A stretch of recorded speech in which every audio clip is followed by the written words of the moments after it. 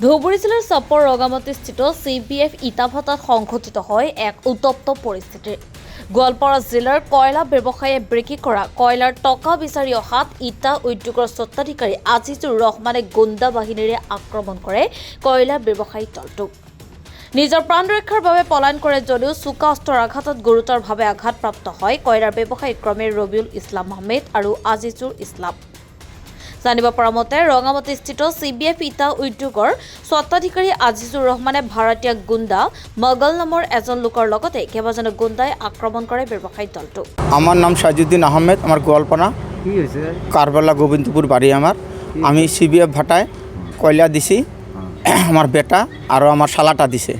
আজকে ওরা ডাকছে আমাকে পয়সা দিব, আমার শালাটা আমি আমার সুমিদিটা নিয়ে আইছি। ওরা পয়সা দেওয়ার কথা আলোচনা করে আমাকে পয়সা তো না দিয়ে ওরা আমাকে রাস্তা ব্লক করে দিয়ে ছুরি ডেকার নিয়ে আমাকে মারছে। দুজনে একজনে ভুড়ি ভারী করে দিছে, একজনে হাত রক্ত কাটি দিছে। আমরা দৌড়ে পলাইছি, দুজনে মানুষের বাড়িতে যা পলাইছি। এই মোগলের মানুষ, মোগল নিজেও আছে আর সাহসটা ভাইস্তা নিয়ে গুন্ডা বাহিনী নিয়ে CPF ভাটাত মাল দিছিলাম আমরা। বাবু শিয়ারে আছে ওকে দিছি। বাবু মানে আজিজুর কয়লা কাক দিছিল? কয়লা CPF ভাটাত দিছি আজিজুর। মোগলে আমগরে কথাবার্তা শেষ, আমরা আসমু এখন। ওই সময় আমগরে মোগলের ভাইস্তি গুন্ডা বাহিনী নিয়ে আমার সুমন্দিকে একটা ডেগার মারছে, ঘুরি বাইরে হয়ে গেছে, খুব জটিল অবস্থা। চাপর হসপিটাল আনছে, এরা রেফারেন্স করে দিয়েছে গোৱালপাৰা ফেৰা ৰেফাৰেন্স কৰেছে গুৱাহাটী। ইতিমধ্যে ঘটনা সংক্ৰান্তত চাপৰ আৰক্ষী থানাত এজাহাৰ দাখিল কৰিছে ভুক্তভোগীয়ে। এজাহাৰৰ ভিত্তিত ইটা উদ্যোগৰ স্বত্বাধিকাৰী আজিজুৰ ৰহমানক আটক কৰে আৰক্ষীয়ে। কিন্তু মূল আছামী মগল বৰ্তমান পলাতক অৱস্থাত আছে।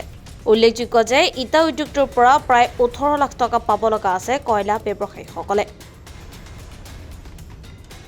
মোগল তো চিনি নাপাওঁ, আমি ভাটার মানুষ নহয়। সি গুন্ডা লাগাই আমাক যাওয়ার পথত আমাকে এরকম রাস্তা ব্লক করে দিয়ে আমাকে মারধর করি দেখার দিছো।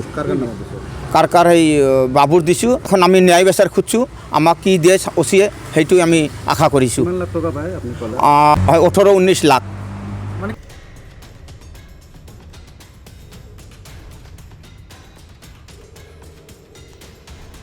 চাপৰৰ পৰা ললিত কুমাৰৰ ৰিপৰ্ট, এনজে মিডিয়া।